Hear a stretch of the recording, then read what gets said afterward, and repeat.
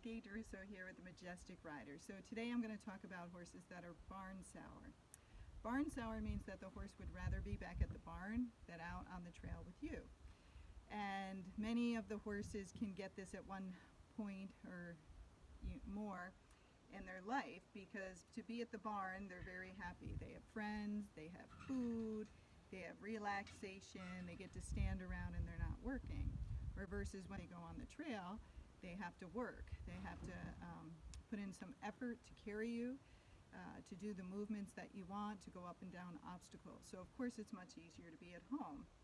And then if you tend to ride your horse alone, his friends are at home. So when you take him away, he's all by himself, even though he's with you, and that should be the best place ever. But to some of them, they don't think so, and they want to be back with their friends. So that's what barn sour is. Now the reason that some horses are barn sour and aren't is usually they learned it, or they have a bigger attachment for their friends than some of the other ones. So there's people just like that. Some people have to be around people all the time. They have to have people around them to socialize, and other people are just fine by themselves. So it's the same thing with horses, but you can have a very well-trained horse that did well for years, and you put it in a different situation, and all of a sudden it becomes barn sour. So what are those situations? So one is you don't ride the horse enough. So he's spending more time with his friends than you. So then all of a sudden when you try to take him out more, he's like, I'm used to just hanging out with my friends. I'm not going to do that anymore. Sorry. And that's when they start, you go out, and what the horse actually does is, as you try to leave the barn, it might stop, back up, rear up, spin around, run home. Or it just won't go. It just shuts down. But that's what he's telling you, is I'd rather be with my friends than go out with you. So again, one is from not enough work. The other one is when you come back from a trail ride, a lot of times when you're turning towards home, the horse gets faster. And as the horse gets faster, some people just go with it and go home fast. And so when they get home, they take the saddle off, they give the horse a bath, he gets some food, he goes in with his friends. So you just rewarded him for running home fast. That's another reason they can become barn sour where they weren't before. So the other one is when you turn for home, your horse is fine, but your friend's horse is fast, so you speed up to actually stay with them. And then again, you're creating a problem by making your horse fast. It wasn't barn sour before, but apparently the other horse is. And so you're speeding up to stay with them, and then over time it rubs off on your horse, because bad behavior can rub off, so you got to be careful. So what do you do? Is there a treatment? Yes. No matter how long the horse has been barn sour or how many times he's done it, it is fixable. Now the things that you have to do to fix it are not the nicest things. They're not horrible, but they're not the nicest things, and a lot of people don't want to put in the time or effort or get in a fight with the horse. But what you have to do is you have to tell the horse, no, that's not proper behavior, and we're not going to do that anymore. You can't rear up, you can't spin, you can't run backwards, and you can't take me back home, because I don't want to go back home because your board's expensive. I bought you, you were expensive. I've spent a lot of money, and I'm not going back to the barn. So how do you tell them that? So one is kind of analyze everything that's going around with the horse. So one, does he respect you? Does he stay out of your space? When you ride in the arena, is he always drawn to the gate? Because if he's drawn to the gate, he's already telling you, I'm barn sour at the barn. And you have to fix that. So it's a simple thing. I just tell people, like, if they want to go to the gate, you can go to the gate, but make them work. When you get over there, side pass them back and forth, maybe disengage their hindquarters, do it one way, do it the other, make some circles, or canter some circles there, or gate some circles there. Gating small circles is hard to do for the horse. And keep going back and forth and do it. Hit a timer on your watch and do it for 5 to 10 minutes, and then go away from the gate and rest the horse. Never rest your horse at the gate, so for the entrance or the exit of the arena, because they will be drawn to it. It's the same thing if you rest your horse in the middle. He's drawn to the middle of the arena, and he'll keep trying to cut in because he knows he gets rest there. So when I rest my horses, I always do it on the rail next to the fence, and I always do it if there's somewhere the horse doesn't want to be. Like if he's been spooking at something in the corner because they're working on something and making lots of noise, I'll ride the horse all around, and that's where I rest him. And then he can look at it while he's tired. but I might not have been able to get him over there before, but that's where I'm going to rest him, because I'm trying to fix a problem, make the spooky area now a good area, and the gate a bad area. So that's one thing, is realizing what the horse is doing. Is he pushing you around the whole time, and does he think he's in control? Now, let's talk about your horse has been fine, and now you try to go out on the trail alone, the horse won't go out. So you get out there, and sometimes people will get off, and it's not a bad idea, and they'll walk the horse for a while and get back on. Now, if the horse was scared of something, that works fine. And if you get back on, then he should go. But what happens if you walk out there on the horse, he stops, he won't go, he intimidates you, so you get scared, you get off and walk, and when you get back on, he does the same thing. But I tell people, well, think about it. You're trying to make the trail a good place and the barn a bad place. So how do you want to do that? And you have to do what you're comfortable with. So what I usually do is I'll ride down the road, and as I'm going down the road, I might stop and give that horse cookies, and I'm just making a pleasant experience. I'm not going out and hauling, going really fast, or gating the horse, or cantering it away to try to chase it away from the barn. No, I'm just going out there, and I'm going to walk, or maybe a flat walk, and that's what I'm going to do. And I'm going to give him cookies to make it a little bit happier there.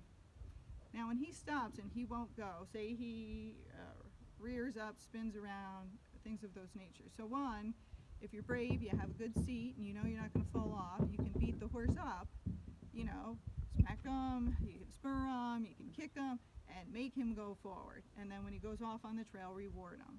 As he goes off, maybe 20 feet, stop, rest him.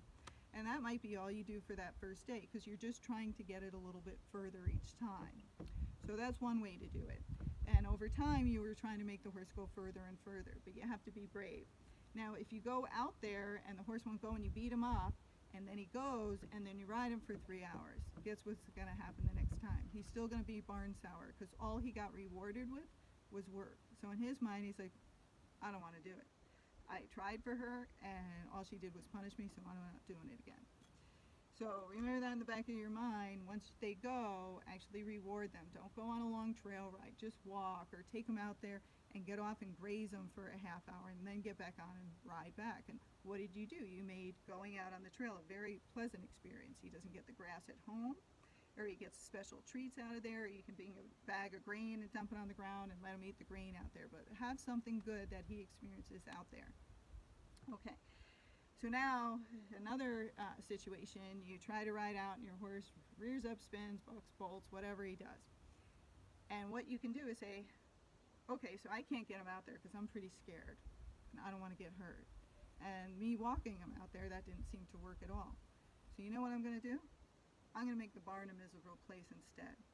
So I'm going to take you, Mr. Horse, and I'm going to take you back to the barn. And when I get back to the barn, I'm going to ride in the arena for the next hour. And I am going to make every movement, every pattern, every gait, canter, everything I can think of to do, I'm going to make you do for the next hour. And I'm not going to rest you very much at all. I'm going to make you very, very tired, and I'm going to make it very miserable. And then what I'm going to do at the end of it is I'm going to walk out towards the trail as far as I can get, and then I'm going to stop, rest, loosen the girth, hang out there for a while, and make that a good place. Then what you do is when you turn around to go back towards the barn, his girth is loose, right, and he's comfortable and happy, tighten that girth back up. Make it pretty darn tight, and then tie him up somewhere, not by his friends, not by where anybody's going to pet him, not where he can look at things and be entertained, but somewhere that he's pretty much by himself, because they don't like to be by themselves. So tie him up pretty much somewhere by himself for anywhere from a half hour to several hours if you can, and just let him stand there and soak it in. And every day you do that, I bet you he'll start to go farther out on the trail, but it can take a while until they really believe you. Okay, so other things you can do is they want to be by their friends over here, right? This is horse's paddock, so he wants to get back in this paddock. So say I did the arena thing and that didn't seem to work, or it works sometimes, not all the time. So I go, oh, I'm not going to do the same thing over and over again, because that would be stupid. So I'm going to come up with something new. So you want to go with your friend? So I might take him, this is nice flat path, and I might gate back and forth here, I might gate back and forth, I might canter back and forth, side pass, turn on the forehand, turn on the haunches, every horrible thing, and then I'm going to go somewhere else and rest him. Then I might rest him for 5-10 minutes, come back and do it again. You know, repeat it 3-4 times. And then again, once he's out there, that's where I'll rest him, loosen his girth. But what you're trying to do is make this part miserable. So that, of course that works with buddy sour if he's buddy sour with this horse. If you have a big pasture paddock that you can ride in, I might go in there and ride around. I might go chase that other horse around to give me something to do with this horse. So every time he gets close to that horse, this guy gets more work and that guy moves away from him. And then I might come somewhere else and rest the horse again. So what you're trying to do is, one, know your ability, because you have to be able to carry the message through to the horse. And if you're scared and submissive, you're going to have to think of other ways to get the point across to that horse, because he knows, because they can read energy, he knows right away she's scared, and I can just scare her and go back and get my food. Now if I could go to work and scare everybody and still get my paycheck and get my food and pay for my mortgage and stuff, I might think about it too, because how hard is it? You go scare somebody for 5 minutes and then you don't have to do anything else for the next week or 2 weeks. So that's what they're thinking in their minds. I just scare her, I don't have to do anything, but I still get my friends and I still get my food. This is great. This is much better than that worky stuff that they were making me do. So think about your ability. If you're brave and dominant, again, you can sometimes force the horse to get out there and then show him it's not a bad thing. If you can't do either, what you don't want to do is wait. Some people wait months and months, and then it's a much bigger problem before they contact a trainer. So then the trainer has to have the horse longer, which one will cost more money. And then the person doesn't have the money to put into the horse because the trainer said, oh, it's going to take me 3 months to fix this. That's going to be, I don't know, $3,000 or something. The person's like, well, I can't pay that. I'll just sell the horse and get another. But remember, some of it depends on the horse, their temperament, if they're needy or not, what is their work ethic, because a lot of these horses have tested people in the past and gotten away with things. So if he has a good work ethic, it'll be a long time before he becomes barn sour or even test you. But if he has a bad work ethic because he's gotten away with stuff over his lifetime, because nobody's really put in the time or the training on him, he's only had a couple weeks here, a month there, but no full-time really effort to make him better, he's going to keep testing. So again, think of what your ability is, what is the temperament of that horse, and do you think you can solve this together? Now sometimes when people call me up and I ask them a lot of questions, and they always think I'm nuts that I'm asking all these questions, but I ask them who they ride with. Is the horse alone at the facility? Does he have friends at the facility, other horses?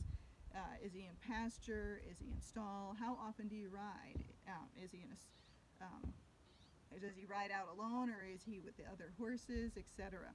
So most horses, if they go out in a group, there's nobody really barn sour. They want to be with that group. They want to be with the herd because there's safety in it. So a lot of times they will go, and they don't want to go back home because they want to go with their friends. So if you can ride with some of your friends and get that horse to just be going out first, that can also be helpful. And then start to try some rides on your own. But make your rides very pleasant for that horse.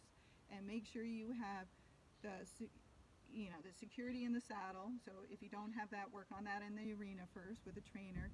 Make sure you're brave, make sure you know what to do, and make sure you have the defense maneuvers to help you.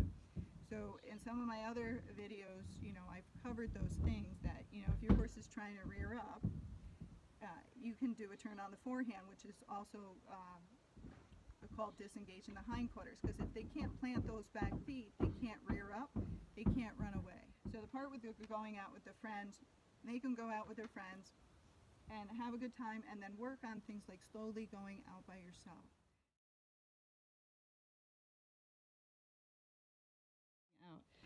I round pended him, then I rode him out on the trail. He was good, he was nice and slow, and he went out nice and slow.